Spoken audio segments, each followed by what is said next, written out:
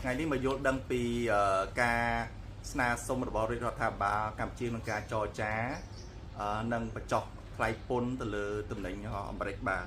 ដោយជាការខ្ញុំគិតទុកអញ្ចឹងបាទរដ្ឋាភិបាលយើងគឺក្រោមការដឹកនាំដ៏ឆ្លៀវវៃរបស់សម្ដេចបវរ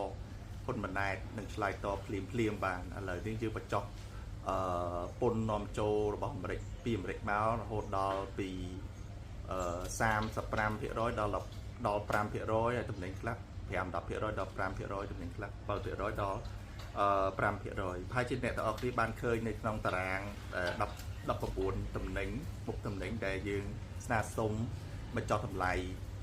ទៅឲ្យទំនិញនាំចូលពីអាមេរិកមកបានអញ្ចឹងពី1ដល់16ហ្នឹងគឺភាគច្រើនតកតងផលិតផលសាច់បន្លែតកតងនឹងផ្លែឈើបាទតកតងស្បែកអីហ្នឹងបាទគឺបញ្ចុះពី15%ទៅ5%ពី7%ដល់5ទៅ5%តែអ្វីដែលខ្ញុំចាប់អារម្មណ៍ហ្នឹងបាទមានដូចជាតំណែងទី17បាទតំណែងទី17តកតងនឹងស្រាបាទស្រាវីស្គីតែម្ដងបាទអញ្ចឹងបញ្ចុះពី35%ទៅ5%អញ្ចឹងយើងគិតពីតំណែងហ្នឹងដូចតំណែងដូចស្រាវីស្គីដែលពេញនិយមជាងគេរបស់យើងហ្នឹង Jack Daniel បាទគឺនឹងមានការបញ្ចុះតម្លៃបាទ35%និពន្ធមក5%អញ្ចឹងតម្លៃនឹងចុះហើយបាទបើសិនជាមានការចរចាគ្នាត្រូវបាទហើយប៉ុន្តែក៏ស្រុកខ្មែរយើងក៏មានពន្ធពិសេសអីចឹងថែមទៀតទៅលើស្រាណាអាពន្ធនាំចូលផ្សេងពន្ធពិសេសផ្សេងអញ្ចឹងมันបានចុះខ្លាំងណាស់ទេតែយើងបានចុះខ្លះបាទពី35%ដល់5%សម្រាប់តំណែងស្រាវីស្គីដូចជា Jack Daniel បាទហើយដូចជាមានតំណែងទី18ហ្នឹងបាទគឺ motor vehicles for the transport of goods បាទបាននិយាយថាទីឡានបាទឡានដឹកតំណែងបាទអញ្ចឹងវាអាចឡានដឹកតំណែងប្រហែលជាគិតថាវាអាចដូចជាឡាន pick up truck ដូចជាឡាន Ford Ranger អញ្ចឹងណាគឺជា pick up truck អញ្ចឹងពន្ធចុះពី15%មក5%បាទតែនៅក្នុងឡានទាំងអស់វាមានឡាន pick up truck ឡាន passenger car បាទដូចឡាន Toyota អីនាំចូលពីអាមេរិកអីហ្នឹងបាទអាហ្នឹងអត់បញ្ចុះទេបាទបើថា pick up truck អាហ្នឹងមានការបញ្ចុះប៉ុន្តែបើសិនជាឡានដឹកអ្នកដំណើរធម្មតាអីចឹងណាអាហ្នឹងគឺអត់មានការបញ្ចុះទេបាទអត់មានការបញ្ចុះពន្ធទេអញ្ចឹងរដ្ឋាភិបាលយើងអត់បានស្នើសុំបញ្ចុះពន្ធទៅលើការឡានដឹកអ្នកដំណើរធម្មតាឬឡានជាគ្រួសាររបស់យើងធ្វើដំណើរអត់មានការបញ្ចុះទេ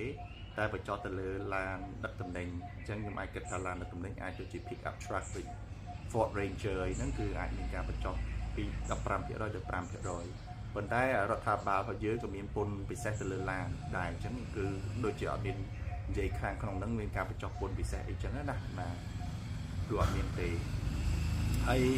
មួយទៀតគឺឃើញម៉ូតូបាទម៉ូតូcủaអាមេរិកគឺគាត់ឆ្លាញ់ម៉ូតូគាត់បាទសំខាន់ខាងម៉ូតូបាទគឺមានការបញ្ចុះតម្លៃដែរនៅតំណែងទី19មកពី15%ទៅ5%បាទអាហ្នឹងយើងគិតថាតំណែងដូចជាម៉ូតូធំរបស់អាមេរិកហ្នឹងបាទដូច Harley Davidson ហ្នឹងគឺជាម៉ូតូដូចជា iconic នៅអាមេរិកបាទតំណែងដូចជាម៉ូតូដែលដូចប្រចាំប្រទេសអាមេរិកចឹងបាទអញ្ចឹងវាការបញ្ចុះ15%ទៅ5%បាទអញ្ចឹងតំណែងទាំងអស់ហ្នឹងបាទតំណែងមួយចំនួនបាទក៏មានពន្ធពិសេសពេលដែលយើងបងពន្ធនាំចូលហើយក៏មានពន្ធអីពិសេសទៀតបាទ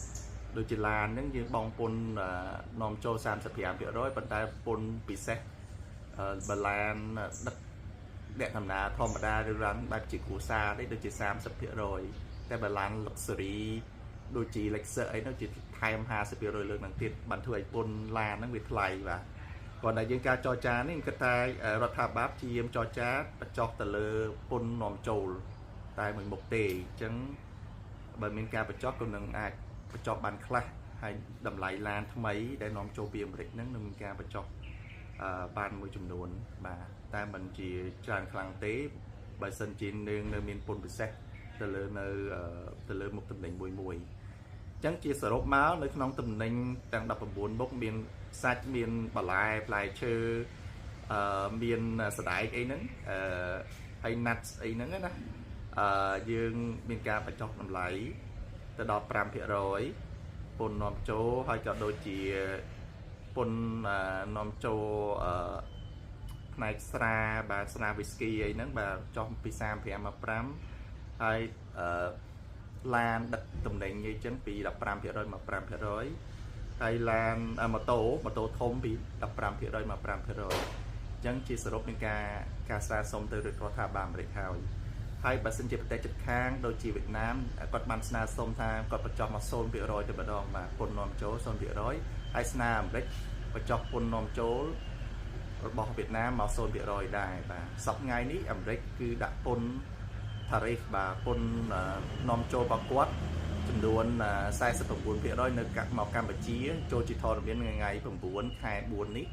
ហើយវៀតណាម46%